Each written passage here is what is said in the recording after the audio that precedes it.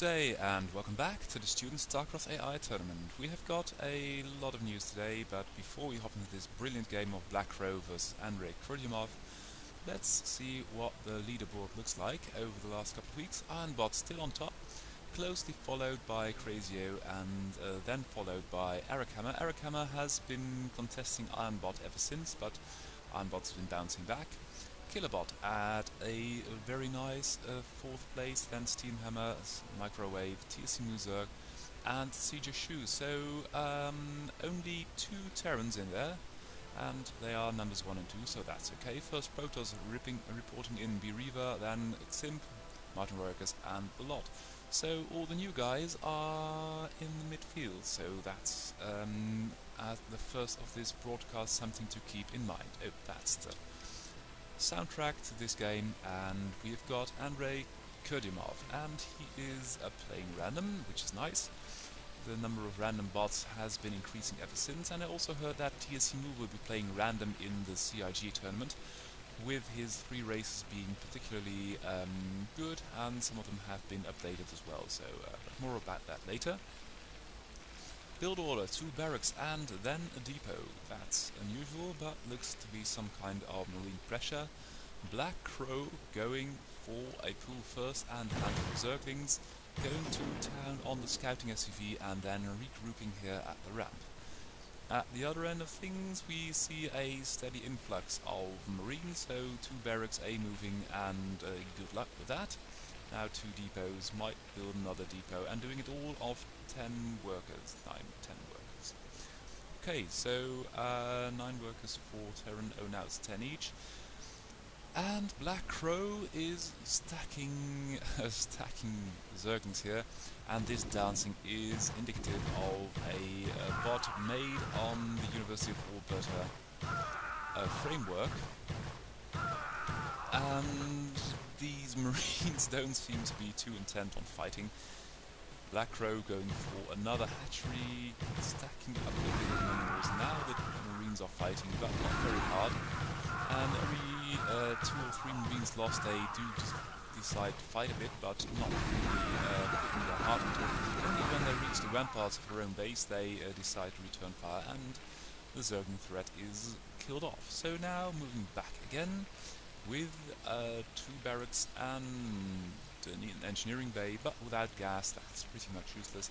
Might have built another barracks. As you can see, the minerals are getting rather high for Kurdyumov, with 13 SUVs. Oh dear, here we go again. So, Black Crow having built a couple of more hatches, more Zerglings, and the marines of Kurdyumov steadfastly refusing to fight. And that's always something you should keep in mind. And I like Black Crow. It's always preparing these little waves of Zerglings. Oh, there we go. 2 more barracks. Yeah, these will hold this time. So we've got a bit of a similar situation on our hands. Oh, that barracks doesn't look like it's going to be finished. That's unfortunate. Oh, the next wave of Zerglings here. And it seems like Kurdyumov is not really building anything more because perhaps it isn't finishing his barracks.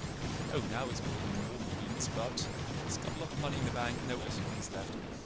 And Black Crow doing all of this on 4 bases with 15 workers, gathering small army here of about 1, 2, 3, 4, 20-ish things, and then running over in a group and just committing just go for the A move, and that's that. And as you can see, it's pretty effective.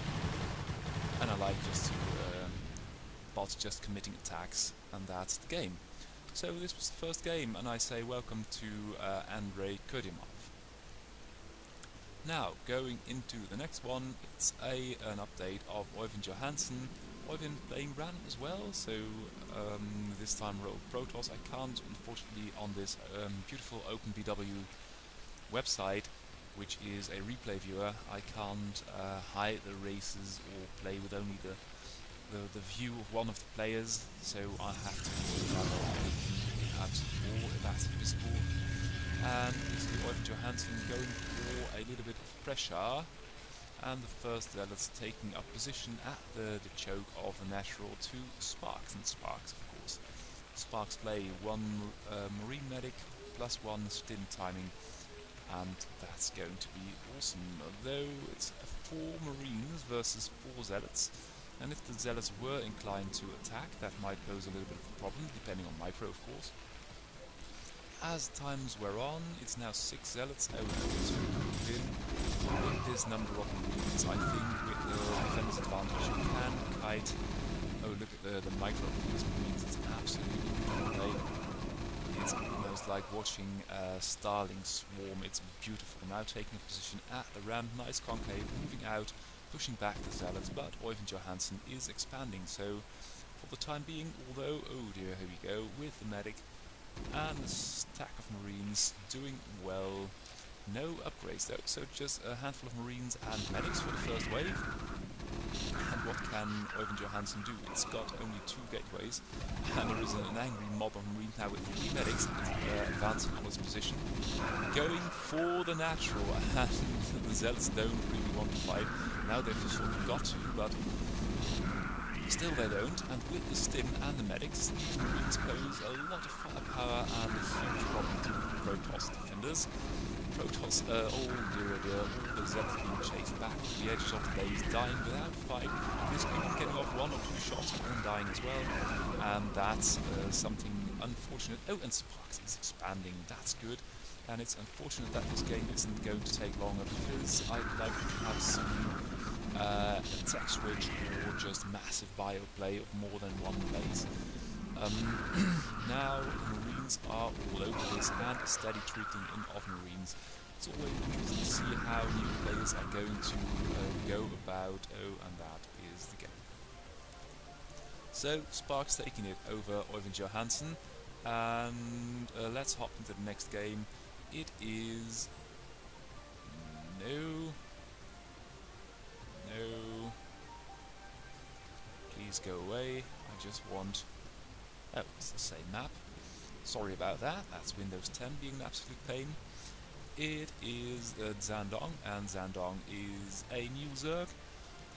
I'm not building any workers, so yeah, you know what that is. And 1 goes off to scout, so only 2 working at the mineral fields. And Big Eyes is a new Protoss going for, it seems like, a gateway, and that is just as well because Zandong has built another drone, now going for a couple of lings, and as the enemy base has been scouted, not yet, or has it?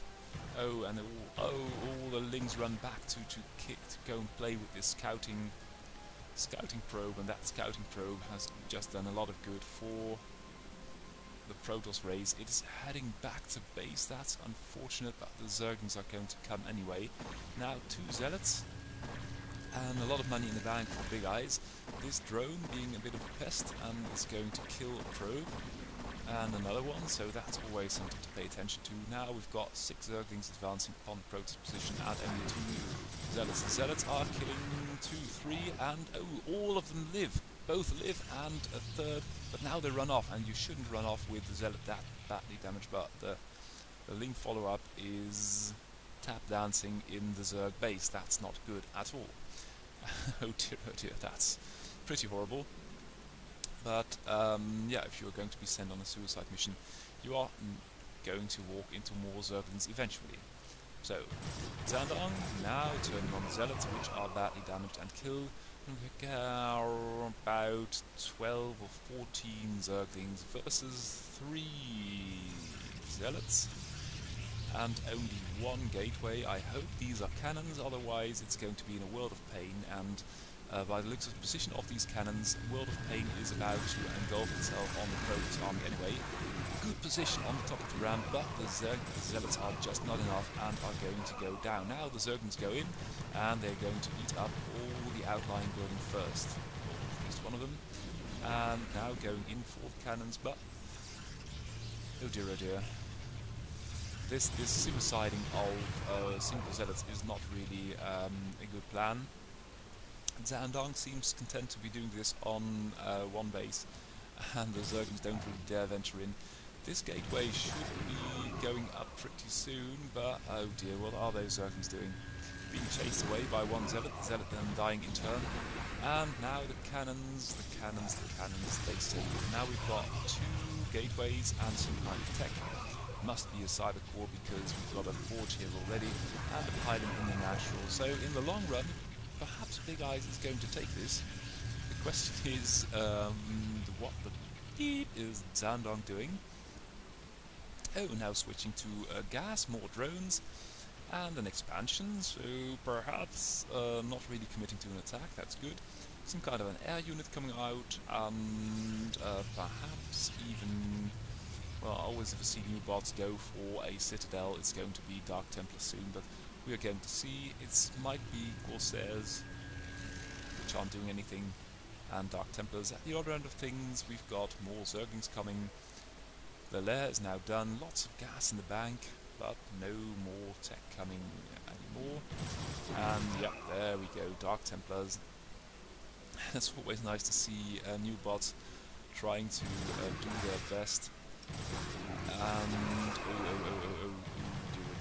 losing a couple of zealots, losing buildings. But when if these two teams are going to get into the fight, it might be advantageous to Protoss.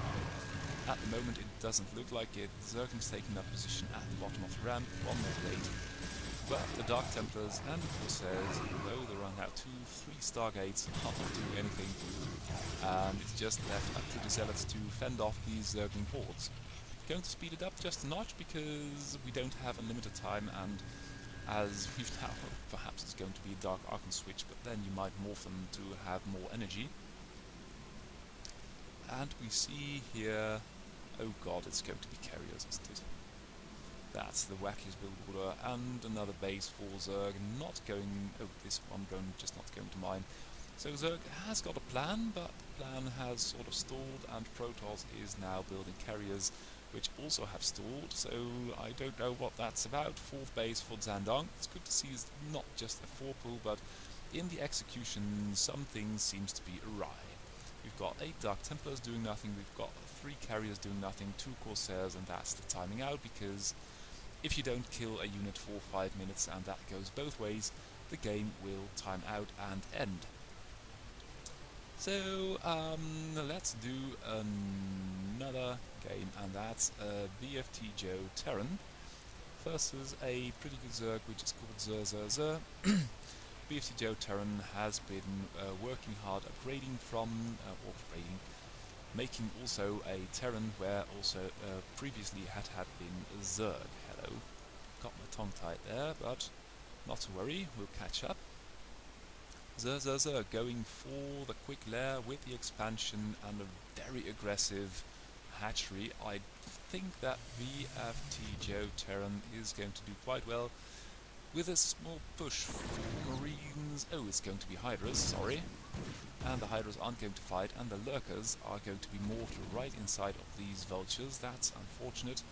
But with 2 Sunkens, pretty safe for the time being. Expansion for the Terran being built too, so both players going rather tech heavy of 1 base, and then simmering down a bit. Ooh, and that's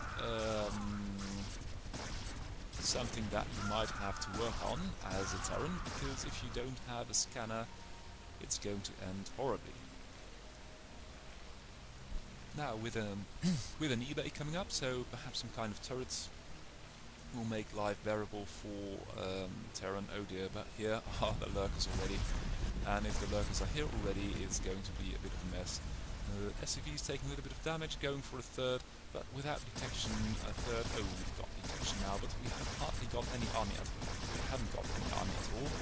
0 army supply for Terran, and that's pretty ballsy, especially with 2 Lurkers and 2 Hydras in your base. Zerg doing this with very few workers, so very aggressive, but without any army at all, and the SCVs going absolutely crazy. Oh, that's cute. Do it again, please.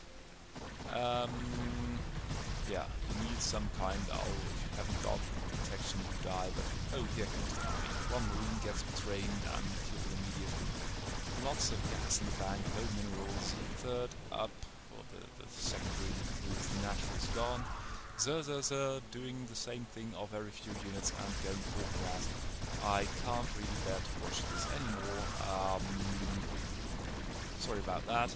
We're going to go into the next game, which is a PvT with two more seasoned veterans of Brood War, which is a Purple Wave, or it's a veteran. It's a bot in the prime of its life, and we've got, oh god, I thought it was, sorry, I thought I had picked a game versus Marion Diveka, but of course it's Marine Hell, and well, not giving anything away if I say that the name appears to mean a hellish build with a lot of Marines. Let's see how Purple Wave is going to deal with it. And that, I must apologize for this, because I always pick a handful of replays which demonstrate all the updates which have been going on and the general level of play in Brood War AI on our beautiful server. And then try to talk a little bit about what's happening in the world of StarCraft AI as well. As you can see, Marine Hell is going to make a lot of Marines and depots and barracks and Marines and depots and barracks, and that's about all. Now Purple Wave going to do it with a couple of goons, which is good. Ranged goons might be effective. 2 base versus 1, you might get away with that. Would like to see more tech coming, but oh dear, that's pretty ballsy. 3 goons on a mission, and there is a lot of bio here. No medics, so perhaps these goons can make something work. 3rd base coming up from Purple Wave. That's a good decision. Then again, of 2 bases, I would like to have seen a little bit more production and army, because the army supply is still 10. Oh, and the goon, oh, that's pretty nice. The goons appear to be defending the zoning of this area, which is good. And they have taken, oh, that's actually very nice, might have one here too, but they are actively taking control of the map. Oh, and here are the Marines, and oh, Citadel, perhaps there are going to be Dark Templars, and they might be sorely needed soon, because that's a lot of Marines on one base. It's just one big wave like we saw Black Crow do earlier. The goons are falling one by one, and then you've got 3 base versus a lot of Marines, and the army supply of Purple Wave is about 6. Oh, but there is a Reaver, so perhaps the Reaver is going to do something. We've got 3 gates, 2 more coming up, and the Reaver. Oh, and the Reaver! Oh, sorry, I missed that. And that's the saving grace of this OpenBW replay viewer. I can loop it back a little bit. We've still got Marines killing stuff left and right, and they're going to be filed in all at once, and here comes Reaver. Boom! There we go, there goes another, and with 3 shots he cleans up half the Marine threat. Bad news for Protoss is that the entire 3rd has been sacked. Now with the goons and the 1 Reaver, ooh, that was a dud, but that one hit, and oh god, I was apologizing earlier for picking this game, but seeing this Reaver do all the work, it's really beautiful. And I'm so glad that we saw this too, because Brood War AI is not about the brilliantly executed build orders and the perfect micro and God knows what. It's also about things going wrong horribly, and even though going wrong is relative, because Marine Hell obviously is founded on the principle of Marines and being a hellish player, it's nice to see them fall prey to a couple of Reaver shots, and that's the end of that. Now Purple Wave going for 1, 2, 3, 4, 5, 6 gateways, 1 robo bay, and perhaps more production coming. No, doesn't seem like it. A little bit of tech in the natural, and now making the way up to the ramp, but it's going to take a while until these Reavers catch up. These Reavers now crawling slowly back towards I don't know where. And is this, it looks like some kind of a weird proxy thing, but it looks like Purple Wave is trying to take control of the map, not just with buildings, but units, but also with buildings, trying to take just up as much space as it can to zone out the enemy. And here comes another wave of Marines. Have they got upgrades at all? No, they haven't. No gas, just Marines, and it's about 33 of them. Protoss is going to be in for a little bit of a snag, or might this be a hidden starport? And there is only 1 goon at home, and this army isn't doing anything to save it. So we've got a bit of a Marine incursion on our hands, with only 2 goons to stop it, more goons coming, and a Zealot of course, but I must question the wisdom of taking control of this area and staging some kind of weird production thing. while leaving your base to be defended by 2 zealots and 2 goons. Of course, in the end, a little bit of the Terran wave is diverted to here. That's always good for Protoss, and this can be mopped up by a handful of goons. It's okay, but as I was saying, I like the tendency of Purple Wave to zone off portions of the map to just take map control, because if you take a position like this, here you have control of this choke here as well, of this base, and if you take control of this position here too, you've basically got a wall here, and the enemy will have to go all the way around to do something silly. Oh, and now the Protoss just has enough and it's going for it. A couple of Reavers are crawling up too, so that's going to be good. A little bit of observatory going on overhead, and once these Reavers are there, of course the goons have a hard time making up the ramp. If there's enough goons die, ooh, and a couple of Reaver shots hit, that's also something. The Zealots now can make their way across up the ramp. Oh, that's a pretty good position actually for Terran. But with those, is that taking control of the map, or is it just wacky building placement? I like the goon positions here earlier. They just sort of stood in a hexagonal position and claimed this area, which was good. But this is just very loosely spaced buildings. Protoss macroing is hard out, going for the max supply, but still not being able to make it up the ramp. Now with a wave of Zealots doing so, and also because Terran has mined out with an Arbiter to just keep me in for good measure. And Purple Wave almost died to this relatively simple marine push. So unfortunate in that respect. Now into the next game. Ooh, we've got so many good games coming up ahead. Going for ALMAO, it's one of the Go project bots from Delft University, and it has been updated pretty a couple of times, so that leaves me to believe it's going to be okay. Going for a gate first, while Zerg's doing a pull into an expansion, or expansion first, then a pull. Handful of Lings going to do something, and Protoss going for a couple of basically. A couple of Zealots. So Zealots versus Zerglings, and if you commit with Zealots, it's going to be a lot of damage potential for Protoss. Oh, slow it down, boy. No sunken yet, and only a handful of Zerglings, a lot of them are pretty beat up. Now with the third coming up for Zerg, so I don't know if Zerg can actually hold this. There is no kind of tech coming. And it's fortunate that these 4 Zealots have been grouping up, only to be dispatched later. And now in range of the home base, these Zerglings are going to fight. It's a bit late, and it also means that, is that going to inspire? These Zealots will have their way with the drones, and that's not good generally. ALMAO is going to take this base by storm. There is a third, but there aren't any drones. There aren't any drones anywhere, and it looks like a valid victory for Protoss. And now they are going to scout. Eventually they might find something, but they just run by this natural hatchery, so only one has found it, and it was Friend's Key standing there. Oh, another one pops over, that's cute. And the natural is gone. Of course there's still the third, nothing much happening, just 2 base, no expansion taken, and this base still on the map, pylons here. It's pretty wacky. I don't know if that's the Go project's architecture or just plain silliness. In the case of bwapi, it might be just both. And that is going to be the game. So now, something completely different. 2 metaverse Protosses, Tyr Protoss and Luxemorvec.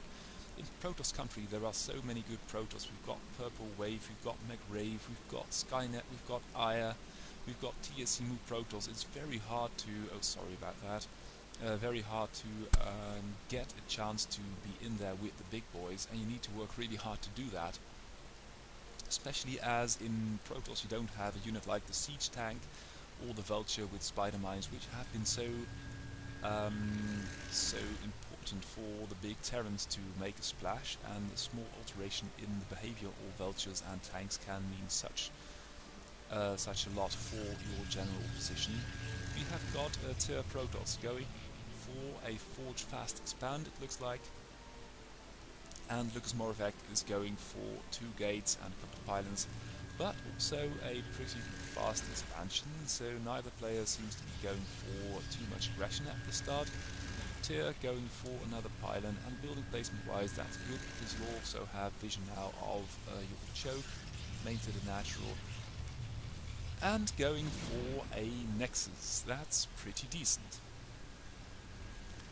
And what can you say? We've got a couple of zealots running in, we've got 1 cannon, 2 zealots, and so the combat simulator determines that only now it's time to move in there. But these zealots, yeah, now they pull back, and that's pretty good. That's the hallmark of a good player, that you know when to attack, when to defend. Decision making is as important as ever in Guild War AI, but the worker count of Lucas Moravec is going to be really scary. Now 2 more gates, it's got 4 gates versus only 1, 2 of tier Protoss, and without more cannons I fear it's going to be hard pressed to soon to hold of these attacks. More tech coming from Lucas Moravec. Lucas Moravec looking good now with a Dragoon, 2 Dragoons. Dragoon switch has been made sooner, but this, oh dear, oh dear, oh dear, now fighting with the cannon, but I think that Lucas Moravec might be pushing in more goons coming from tier Protoss, workers coming off the line, but if you are fighting with workers in a 2 versus 2 base, Lucas Moravec looks like he's running away with this. Ooh, army-wise, it's in almost double, worker-wise a little bit ahead, a little bit more money, and I don't know what the game plan of tier Protoss is. More pylons, good range, but it's just not enough. The army is 2, the armies of Lucas Moravec, although still only on 2 base and a very wacky setup of pylons, is now breaking the natural defenses, probes are dying, and tier Protoss, although I was told that it's only one of the build orders the bot can do, this one's clearly not matching Lucas Moravec's 2 base play, lots of aggressive gateway units and going for the throat. Oh, 2 more gateways here, but it's all a little bit slow, and if you are going for a Forge Fast Expand you might build more cannons, Forge not in the front, and just try to be a little bit more aggressive, because yeah, the army is very small, not enough cannons. 3rd being taken by Lucas Moravec. Lucas is just looking to go far because High Templars 2. And if you've got this this setup nailed down, just take an expansion, have decent timing, build units, make the right decisions of when to attack.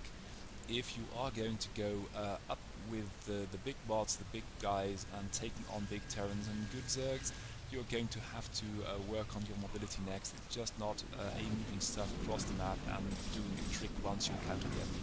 You've also got to analyze where to attack with what units and perhaps include some kind of shuttle play. We've seen shuttles be very effective with Reavers already, and I suspect that if you are going to do some kind of Templar drop on workers, it's going to be very effective too, especially if you see these new generation Protoss macros so well. They're going to go all across the map, producing units all over. Look at all the pylons here, that's absolutely astounding. Lucas Moravec not going to be supply blocked anytime soon, just building pylons, pylons, pylons, and it's maxed on pylons. So Lucas doing well, tier Protoss. I hope to see your complete bot with all the build orders on our beautiful server too, because well, this looks promising, but not enough for this game. So that's the GG, and let's hop into the next game. What will we have now? I think, let me show you another hopeful Protoss 2. It's called Antigua, and Antigua has been helping out Eric Hammer with build orders to beat Iron, so I think StarCraft wise he's doing okay if you can just devise a build order on the spot to take down the best AI there is, but let's see how it's going to do by itself. Now we've got a very interesting building placement in the natural. Must be a forge or a core.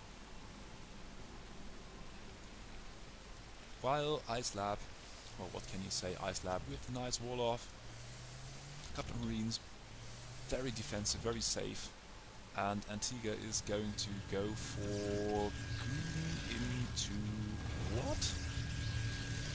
Okay, well, obviously he knows what he's doing, but I must question the validity of this build with 2 scouts chasing an SCV. Oh, it's just going to take up static position to prevent any kind of running around of the SCVs, and it's going to come back and it's going to get killed by probes. Okay, so only after the scouting SCV has been killed, the scouts are moving out, going to scout, and they found a vulture. It seems like they've got the scout speed as well. That's the normal speed, or not, I don't know. But Ice is now going for its usual mech build because, oh no, it's got a Goliath. There was something about Ice only recognizing mutas as an air threat, or was it another bot? I don't know. There was a bot which only recognized mutas as an opponent for which you wouldn't. God, this is really breaking me up. Why are you spinning like this? Oh, with 3 of them, a little more fun. And now they're going to do the little dance a little bit, oh, yeah, a little bit further away. Okay, good. Now, Icebot mining up the map. 2 base, play with no defense against vultures, and the vulture isn't interested. Oh yes, there it goes. What the beat is this? Because we've got 3 scouts, we've got a lot of money in the bank. And Ice, of course, is going to do its defend from the high ground with the tanks, build a couple of Goliaths, and then just build more units. But what is this? I can't really. Okay, more scouts coming up. We've now got 3 or 4 scouts, 1 SCV, and the tanks have come down from the high ground. Ice is really slow in taking a third, but it's detecting pressure. Yeah, and if you are going to fight Goliath in ratios of 3 to 1, you'd better bring our battle cruisers and not scouts. And what the bloody hell is this? The scout movement is so bad. They are trying to group up, it seems, but it's not always fully functional. And these scouts, they're really making me laugh. I do love them so, but I don't know what you're going to do with 5 scouts versus this beautiful Protoss, anti-Protoss army. That's 7 starports versus Icebot, and well, 7 starports might be enough, but you also need 3 or 4 bases to power them, and I just don't know that this handful of scouts is ever going to be enough to beat Ice. I just don't. And there goes Ice. And of course the scouts are on the high ground, so they have nothing to do with actual fighting. Oh, 2 of them bother off to go and help here, but this is... oh, now they come in. Yeah, there we go. Oh, they killed 1 Goliath, that's really good. And the other Goliath, that's that one, nearly got killed. So, yeah, 2 base play into lots of over minerals and a hell of a lot of starports. Was not as effective as hoped. Ice now... oh, hello. What's that?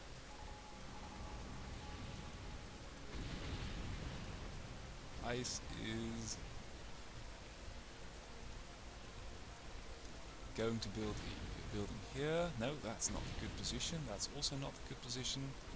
Let's build it here. No, that's not a good position. Or there. No, neither. And just BMing, wasting money on badly placed buildings for some reason now with a dropship. And 2 more SCVs trying to do the same thing, just building stuff, and all the while the Terran base is being invaded. And I don't know. I really don't know what we are seeing, because Ice must be losing so much money. This is really something. Now, having found a couple of spots outside of the range of potential command center, it's not building the command center for some reason, but well, this is going on. This base is doomed, of course. Yeah, hello. 12 starport scout versus ice is not working. There was some small hiccup here too. Okay, now finally starting the command center, but the game is over, so that's the GG. And now, without further ado, what have we got? We've got more goodness to come. I thought, well, let's see how Microwave is doing and how Ironbot's doing too, so I took a game of Microwave versus Iron. Microwave going for a lot of Overlords, going for a very late expansion, a pool. Iron going for a barracks first with a couple of marines and a bunker and a lot of workers here at the choke. That's a lot of mining time lost. And Microwave is this replay viewer of OpenBW actually not completely messed up, because this is a really wacky couple of games we've been seeing, and well, this could just be bottish behavior. This scouting SCV seems to be doing okay, so let's assume for the sake of argument that these lings are okay too, but I am not really sure at all. Now going in, but we've got 2 bunkers full of marines with SCVs to repair, and even got a vulture, so these marines basically stand not a chance, not a snowball's chance in a Brutal AI game. And Microwave appears to be going for some kind of a lurker thing, and in the middle of the map it's all... bloody hell, these things are messed up. It's Hydras and Zerglings versus Mines, SCVs and Vultures.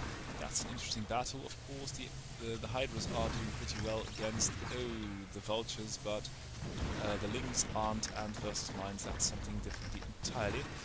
Iron is rather late with the expansion, which might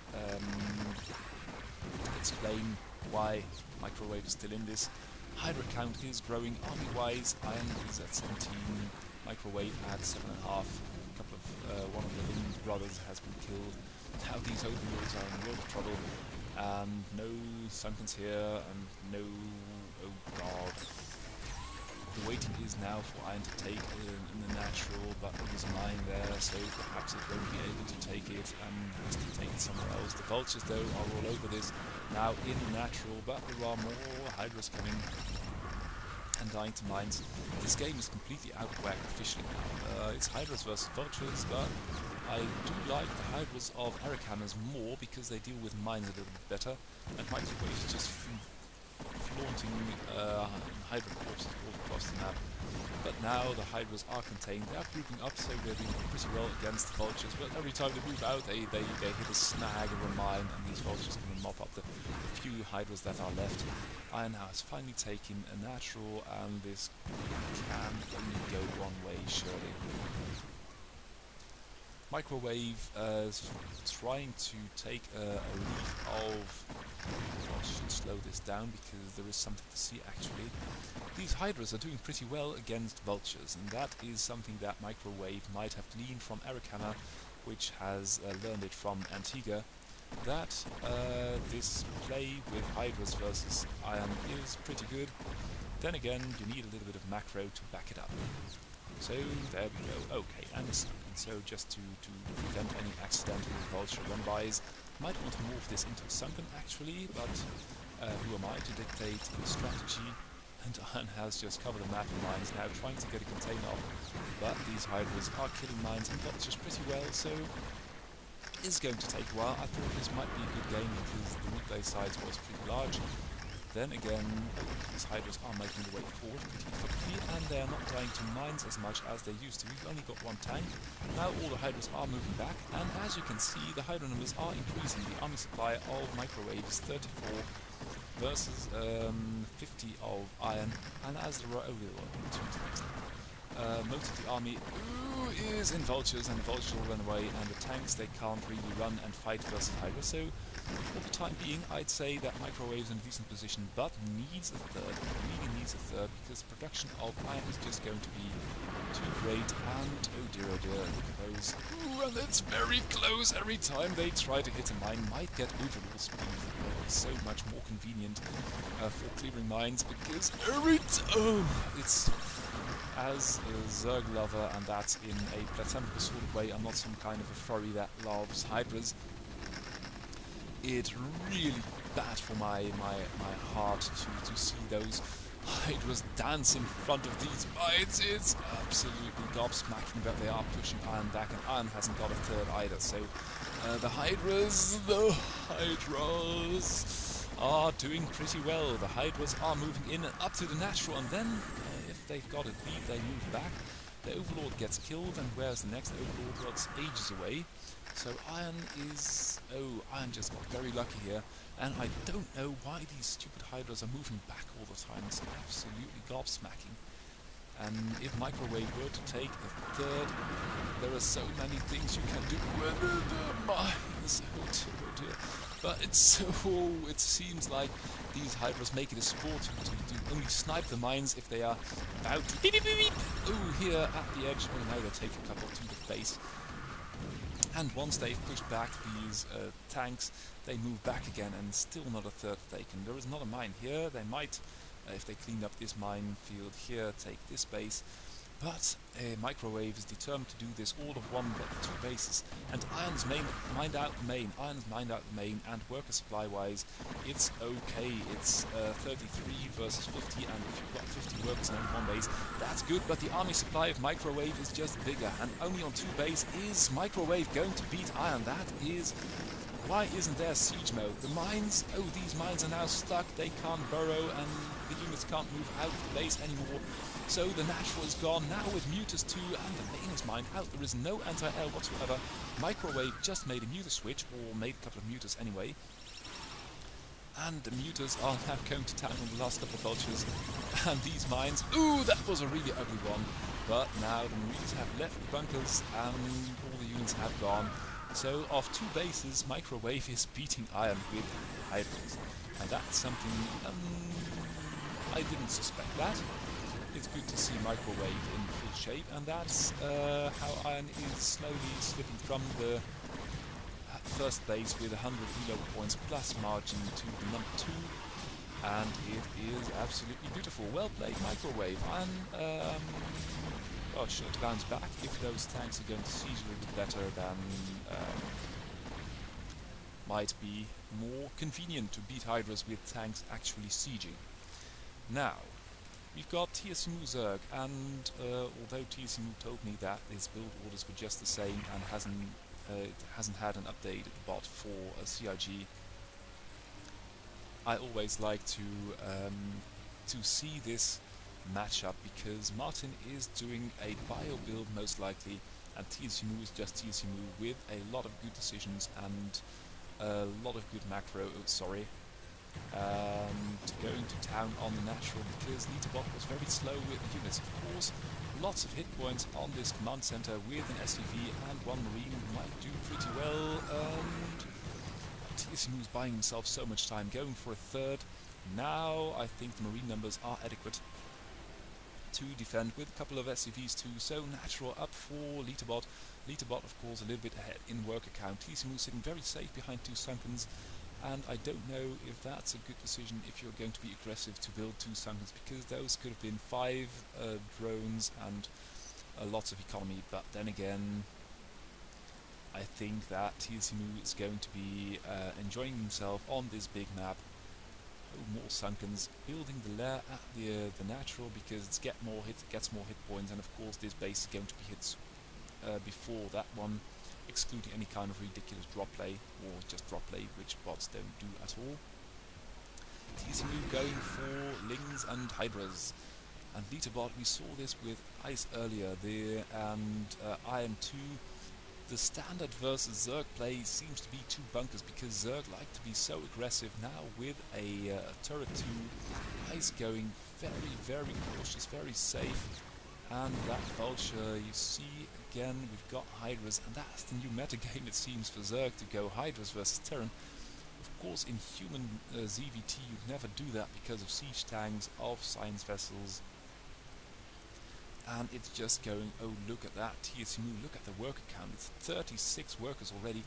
Litterbot's been way too passive, because on two bases, if you let that go on for too long, You get a lot of Hydras, and Zerg can just take more bases. TSMU could easily just take another 2 bases before Litterbot's moving out. Oh, and look at the concave. Look at the concave. Oh, this morphing of lurkers in the middle of the map. I still don't like it. I still can't wrap my head around it why Zerg are still doing that. TSMU now making the huge concave, but all the lurker eggs get left behind and die. That's... oh, we've got one now. That's good. That's something. But Litterbots all over this with a science vessel, and... oh, we've got the 2 tanks which are caught with their pants down, and the science vessel are... oh dear, oh dear. There's a huge swath of bio here. Third is unprotected, but TSMU seems to have the upper hand in the middle of the map, and these units are in a very precarious position because there are lurkers and things all over this. And ooh, it gets down and it gets scanned. But how many scans have you got? Well, there is a science vessel too. And this is going to be a crazy situation where these Hydras can just take off lots of units. And these small bands of Marines, they just might occasionally get cut off from a couple of medics and get sniped and take some damage, wander off, and Martin Roiker's Litterbot is sending units all over the place. Meanwhile, building more barracks, building another science vessel probably, and 1 factory. So, of course, it's got better composition versus these bands. Oh, look here, 3 medics get killed off in the middle of the map without anything to show for it, and these 2 Marines get picked off too, and the Hydra will just live. TSMU now got a good position, and the third of Litterbot is sort of undefended, so it's taking a bit of damage. 3 science vessels, which is good, but Litterbot really has issues with keeping his army together, and this 1 Marine... oh, 1 Marine with a medic is... oh, doing 3... now the medic gets targeted, and the Marines too, so the TSMU isn't fighting effectively either, but it's just such a beautiful mess. But the third, and this is the big point I think for Litterbot, the third is under attack, and TSMU has taken a 4th. So if you do 4 versus 2 bases, and you are in a kind of strategy situation like that, yes, of course, your Marines with medics are more effective, but if they go off in all directions, here, 1 Marine lost or taking a Hydra out, that's good, but still your third took a little bit of damage, and you can kill Hydras till the cows come home. But you are going to need to group your army better together. Oh, that's more like it. A couple of tanks without bio support, and the science vessel buggering off once again. That's just not how we do it. You build a stream of medics, you keep the tanks in the rear and the science vessels overhead, and then you push. And if you push with 20 towards this base to save it, and 40 to that base to attack it, but you've got to group them a little bit better. And again, this third base is entirely without cover, without protection. Oh, we've got a battle cruiser. Hello. Welcome to the 2-base battle cruiser build of Litterbot. And of course it's a good matchup, but this is not the right place to take a base. Just take that one, take these bases. There is no TSMU there. And if you're going to expand towards the enemy, just make sure to place a bunker, a tank, and a couple of Marines with a medic, and you'll be just dandy fine. Unfortunately, yeah, no, you can't really just go about irradiating Hydras. Oh, is that going? No, that's not going to be a problem. I like these overlords, though. As a human player, I would be insanely scared if I saw this group of 4 speedy overlords flying about with Hydras running all over the place. It would make me very, very afraid. And now you can see TSMU running away with the army supply. Litterbot determined to take this base here. And now, of course, with Marines and medics, oh, it seems like the battle cruiser just died. The units of Terran are just so much better, but TSMU now with 4 bases, and that's going to be a 5th, is running away with this, and the only waiting now is for defilers. Where are the defilers? The defilers are going to be out soon, and oh dear, the main is mine. Now for Litterbot. TSMU running away with this and running all over the map. It's positioning units here and then moving out again. But this not grouping of units of Litterbots is really going to hurt. And the hurt is going to arrive at the nearly mined out natural in just a few minutes. If you look at the army numbers, it's almost 4 times as much for TSMU, and that's only going to get worse. It's only going to get worse. Here comes the hive, and I'm not sure we are even going to see defilers, because this... band of Hydra lurker is going to turn into the natural at record speed. And look at all these lurkers. There are so many lurkers. There must be at least 20 of them. They can't even all move in at the same time. The Hydras are in this. The lurkers are at the rear. The hive is now finished. And where is TSUMU? Is just it's oh look, I always like the minimap when TSUMU is playing. It's just there are units coming and going from every expansion to every expansion. It's so beautiful, taking yet another base, it looks like, or just scouting. It's keeping tabs on everything, and its army, while not the most effective, if given a chance, it will harass you at your weakest point, and if you're rolling over, screaming units, 10, 20, 100 at a time, and just raise your base so very quickly. It's absolutely beautiful. And even without Hive, oh, here's the Hive tech. That's the game. So GG TSMU. We've got 2 more games left, and going to show you TSMU's Terran. TSMU's Terran has been updated. It used to be all about some wacky builds, and now I thought, well, just put it against the number 2 Terran on the map, which is Crazio, of course, on the leaderboard. And although a lot of coders have been keeping their builds and progress secret for CIG, which is going to start in a couple of weeks, it is a nice indicator of how good the bots are compared to each other. And Crazio has been updated so often over the last year. It's absolutely, he has been working so hard. I think the hardest of all the authors out there to just put up a good fight, show a good progress, and it has paid off. It's so close. It took a lot of games off iron, just in the end not quite enough to contest that position permanently. And TSMU has only done a couple of small updates. Small, I don't know how big they are or how much time he put in. But a couple of upgrades for the CIG tournament, and his Terran has always been a work of art, if not told to do silly things. As you can see, nice tank at the main, couple of Goliaths fending off the Wraiths, and Crazio, of course, Crazio's all over this. The Wraiths are harassing everywhere. TSMU is struggling to with these couple of Marines to defend. Iron likes to build a lot of turrets. TSMU is all about unit movement and control. Crazy now pinching up with his own tanks. TSMU is all about the right decisions and the right units, and he's also always inclined to attack. Now, what have we got? Let's take stock. Crazio with an army of 29, TSMU of 36, and Crazio's got a lot of Wraiths, which are not being used at the moment, so that might be a spoken wheel for his war machine. Of course, Crazio with the SUVs to repair the tanks, and TSMU's got SUVs too, but they aren't really repairing the tanks. They are just more for show, not for repair, something like that. And TSMU with the tanks at every base. That's pretty good, because Crazio likes to fly around with a dropship and do a vulture drop or a Goliath drop. TSMU 3 tanks and some pawns and infantry. Crazio with about the same. So the contest for the middle of the map has started, and Crazio just taking some random damage off these scouting buildings. That might be costly in the long run, because as there is not much else going on, these buildings now have to float back home to get repairs, and that is, well, of course there are the Wraiths to provide air vision. And oh dear, oh dear. TSMU might really want to start repairing those tanks, because Crazio's tanks are without repair too. Oh, they found a vulture. And TSMU is slowly pushing forward. Crazio taking a 3rd base. That's always good. Just macro and out macro the enemy. Supply-wise, Crazio about 10-15 ahead. And TSMU doggedly going for the attack, just pushing with this small army, lots of anti-air, couple of tanks which are not prepared versus Crazio, but Crazio's position on the left flank is precarious at best, and here it's behind the bridges, so you've got to be behind these bridges to defend,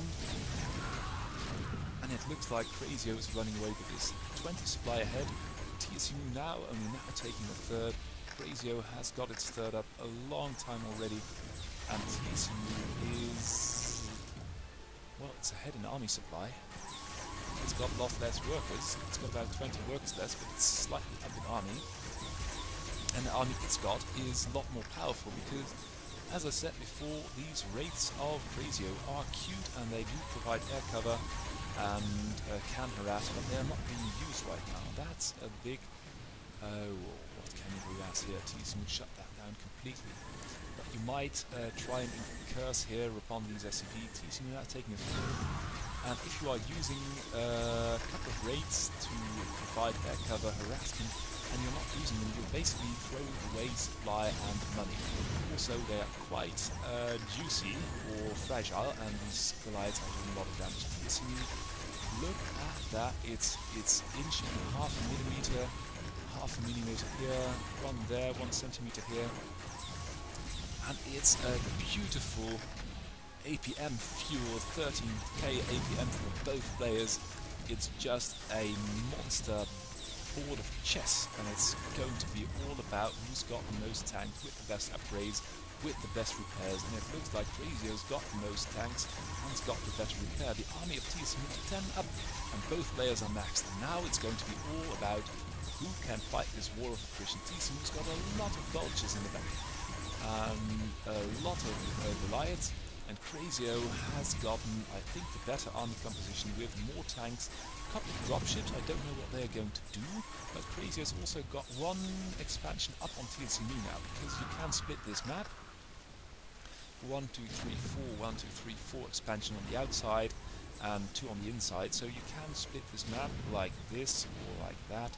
But Crazio's got one expansion up on TSMU, and TSMU hasn't found it.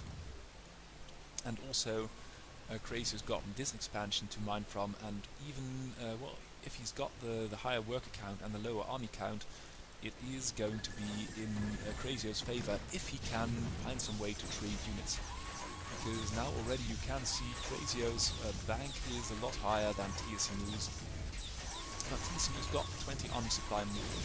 Crazio now trying to push in through these bridges while TSMU is trying to harass this base, but not really committed, and it's Crazio's got this front with a small salient into this position of TSMU, which can hurt. TSMU's got to shut down with one tank, the usual tank with the command center on the high ground, and a couple of tanks on the side, a couple of mines. Oh, perhaps TSMU is okay here. That's a very good position of Crazio, just taking this position, shutting it down, and TSMU now taking this base too.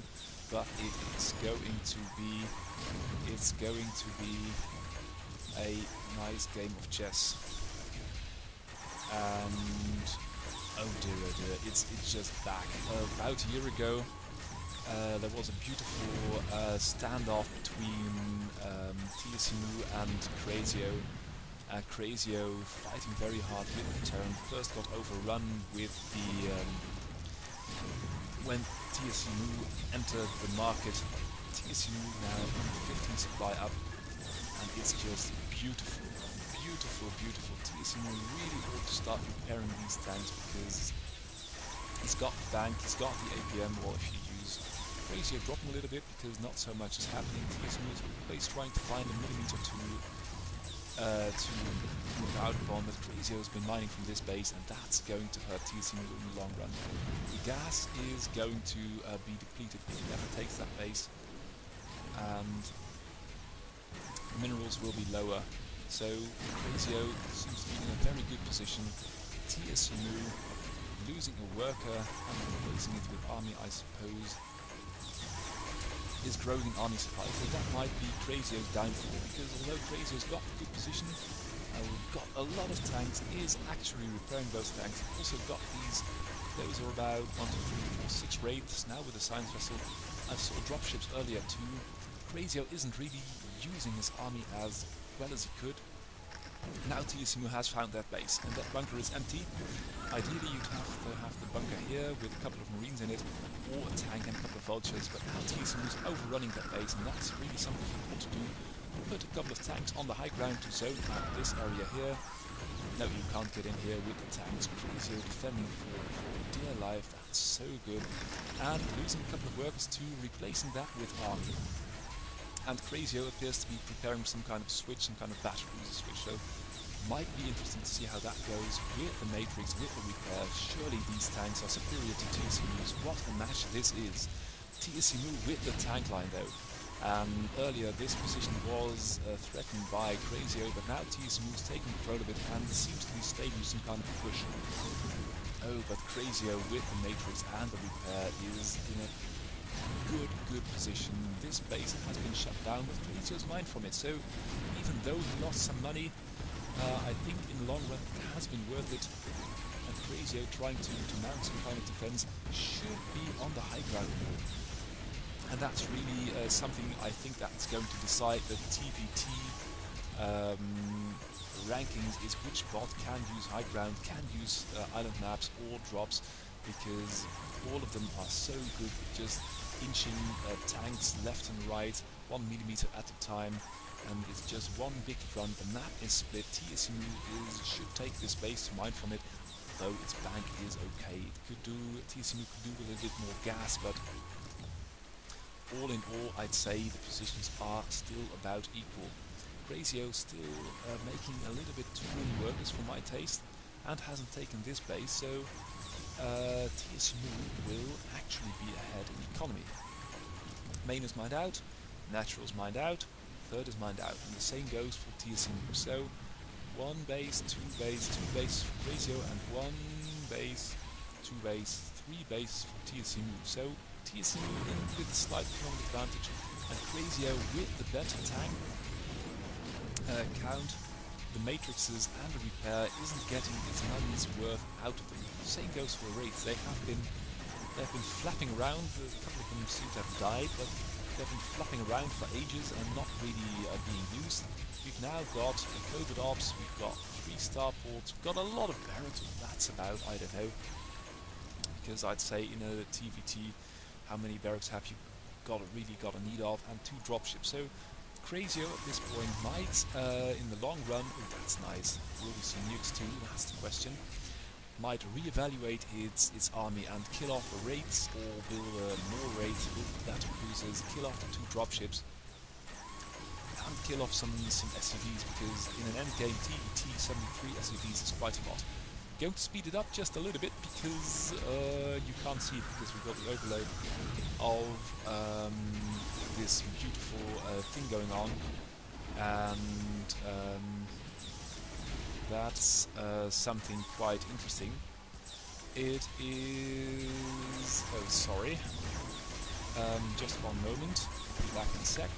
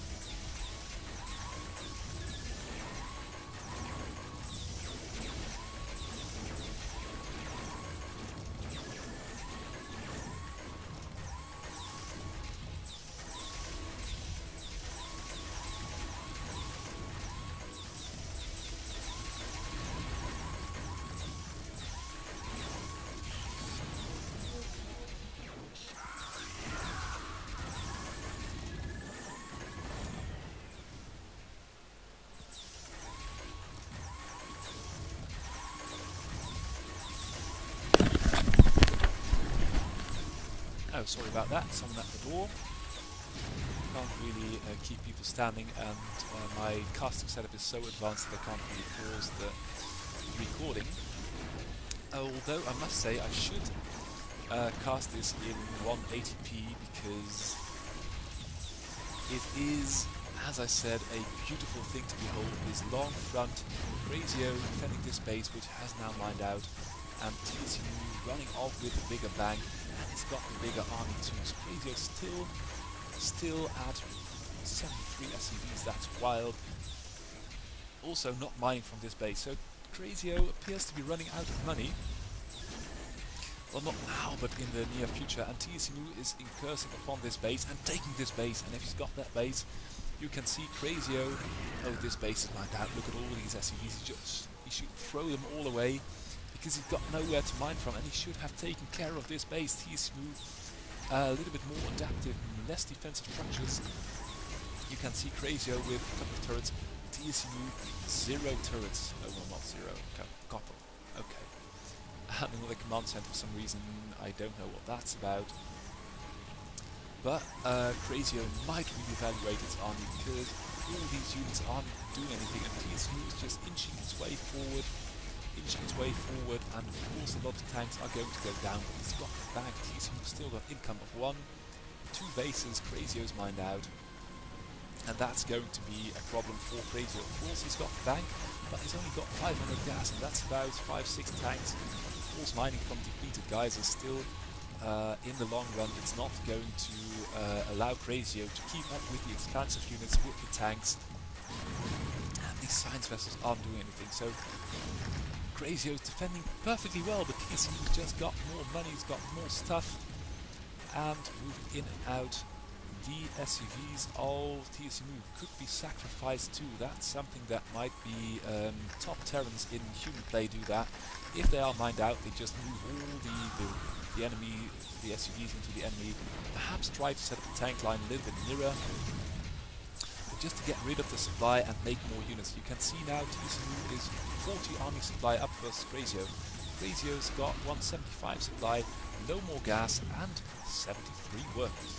A couple of wraiths still, no, the wraiths seem to have all kicked it, that's good. 2 tanks on the high ground, but they are moving back and TSMU's moving forward. Look at this line of death.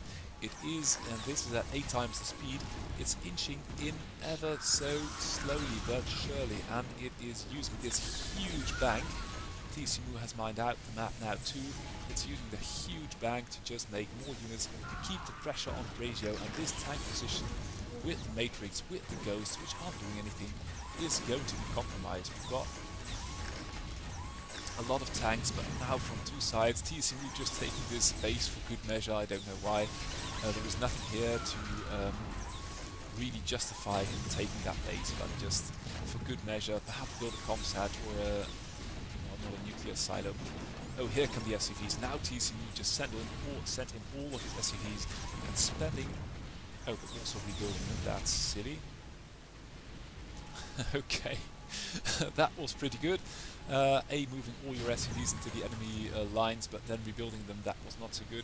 Crazio, look at this concave of TSMUs. The tanks are everywhere, the buildings in the middle of the map for Crazio have been killed, and of course the game, the race has been run, the game has been played, but I'm just going to show you this beautiful tank line, TSMU taking the bridges, Crazio of course with the good position, but it's no more money, there is no more money for Crazio, can build one more tank, repairing a little bit here and there, but TSMU is just going to be all over this. This base has gone, the tank agglomeration is here, and all that's left here is mined out bases, TSMU with a huge gas bank, and there is 1, 2 tanks still there.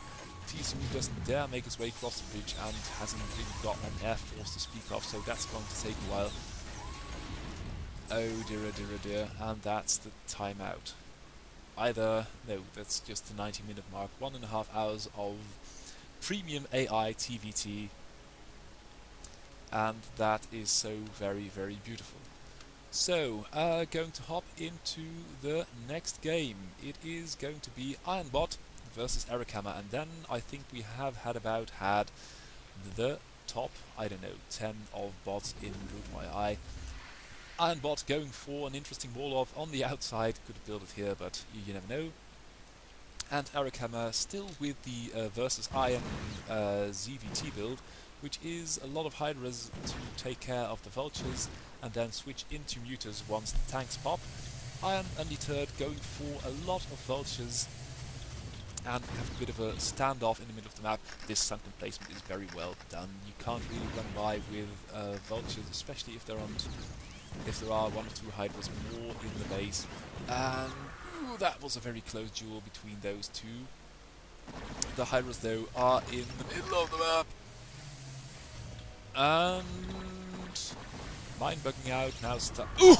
Ooh! Yes, that's what I need, baby. Now with the tanks and the marines versus the hydras is the muta switch. The muta switch is not ready yet, so the tank is a little bit earlier than it used to. The vultures, though, are incurring so many losses trying to harass these hydras, but the hydras are doing pretty well against the mines and the vultures.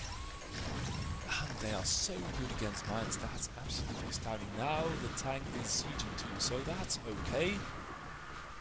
It's a bit of standoff, but 3 bases for Arakama and not a natural insight for Iron. Iron is so good with harass, with 1 or 2 tanks on the high ground, take your natural. You've got a 2-base situation, which is very less volatile than that 1-base situation where you can just rely on those mines. Oh god. And the Hydra's suffering a bit of bad luck and bad micros, so taking some damage, but now the 3rd is up. And Iron is just refusing to roll around and take care of that 3rd, now with the sunken, so Arakama is doing pretty well now with the 4th, and really Ironbot has always relied on harassing so much that it has neglected its map awareness, and only now taking care of these bases to mine them, to scout them, now going to find the 4th, but then finding the 4th and doing something about that, because these vultures here are useless, these hydras. They can't. That is really something how these hydras, let's do that in normal speed, on fast speed. These loose tanks and vultures are useless against these hydras. You're only going to lose a lot of money and not gaining anything in return. You might swoop around with a couple of vultures to lay a couple of mines, bring 1 tank, take care of this base, snip it. Because all this base to a couple of perhaps Goliaths too, you don't see many of those for Iron. But now you're basically throwing your life's blood away in claiming a portion of the map which you don't really want anyway. You can't occupy this with tanks, you haven't got the tanks. So either harass or just stay at home for a little bit, but keep your map awareness up. Ooh, there we go. Yeah, die. Keep your map awareness up, because now Zerg is in control of things, and you haven't got a tank position here, and that might be something that Iron should focus on, just the salient points, this promontory on your main base. Couple of tanks here, Hydras can't touch it, you can project fire upon this whole area there, and Arakama is, looks like he's just going for it. Going for it, this tank and this mine, we saw that earlier, it's these mines on the ramp have a hard time to move out, and you can see how much even 1 tank is doing in keeping this defense real for Ironbot. 3 tanks here, no Hydras coming to go in ever at all. 2 tanks more here and you're set, and you can just think about taking the 3rd, and 1 tank out there here is not going to do anything. Now with the vultures, so Iron is really being put under pressure. Arakama just as happy as a clam in a shell, taking bases, building more workers, sending units. Now with the muta switch, leaving Ironbot to struggle in a 2 versus 5 base situation, taking a couple of drones here and there, but the sunken here is up, the sunkens there are up. They can't really get in there, they can't really, oh, they can touch a couple of the gas workers. That's good. But generally speaking, Ironbot is not able to get into, not to do economic damage. And then you've just got to sit back. Oh, there we go. That's good. That was what I was talking about. And it looks like Ironbot actually is using the high ground. Look at that. I didn't know it could do that. But this... oh, God. It senses that it can do a little bit of pushery here, but it hasn't taken into account all these mutas there. So what you do is just sit back with cannons, with turrets, with Goliaths, a couple of marines and a science vessel. If you irradiate one of these, it's going to do an exponential lot of damage. And now, oh, with a Wraith, the Wraith's going out on its own. That's not good with the Hydras. And really, Arakama is not really concerned with ending the game outright, just taking the map, taking so many bases. Got 73 workers. How often do you see a Zerg with 73 workers and 26 army supply? But the end effect will be that I think the army is now all the mutas, 12 mutas, and Iron is just too split up. It's not really concerned with keeping its forces together, and if you have ever read Sun Tzu or heard about that, it is a good thing to keep your strength focused and the enemy dispersed. Oh, and now you can see how much damage these Goliaths and turrets and wraiths are doing to computers, but the beauty level is way too much for Iron. Off 2 base, what can you do? And Iron just taking an economic loss here, because now with the Overlord and the drone taking another base, only this base still hasn't been taken. And then Eric Hammer is the map. With 74 workers, the mutas are all over this. Let's have a sneak peek. How many have we got? 26 mutas, and that's more than army supply of Iron in general. So Iron really suffering. Oh, and there you see how much energy and dead mutas it costs to take a fortified position with the repair, with the mutas stacked. You can do so much damage now with a couple of hybrids too. Oh, that's just insult and injury. It is... Oh, we're going to keep an eye on that, because we're going to have an infested turret soon. Yeah, there it goes. Where is it going? It's going to kill a turret. Okay, that's GG. So Eric Hammer shaping up to be one of the top contenders, because if you can do this to Iron, you can do this to any bot in the pack. And that is something that's going to be interesting to see over the last coming couple of weeks, months, how the old god, Crazio, Ironbot, TSU are going to do with these new Zergs. We've got Zerg, we've got Eric Hammer, gold new guys playing random. We've got the new Protoss, McRave, Purple Wave, and BFT Joe was also doing Terror now. It's just going to be all about who can stay in this the longest. Eric Hammer now almost maxed. Oh, with this base he hasn't taken still, but as you can see we've got mutas taking care of that line. So setting up control, and it's all about control. And look at these positions with the Sunkens. Nothing here. Well, a couple of to prevent any random drops, but every base got its own little bit of protection, and the choke base has got a little bit more. So yeah, I really like this Eric Hammer, and Eric Hammer, look at the power it's projecting over Iron. So this was this week's broadcast. Thank you very much for watching. It's gotten to be a bit longer than I anticipated, but these last 10 games have just been so good. I absolutely love watching this. So come and visit their website. You can watch these bots play 24/7. You can learn to play how to play against them, and you can learn to code yourself. So that was the Student StarCraft AI Tournament broadcast for this week. Thank you again, and see you again next week. Bye bye.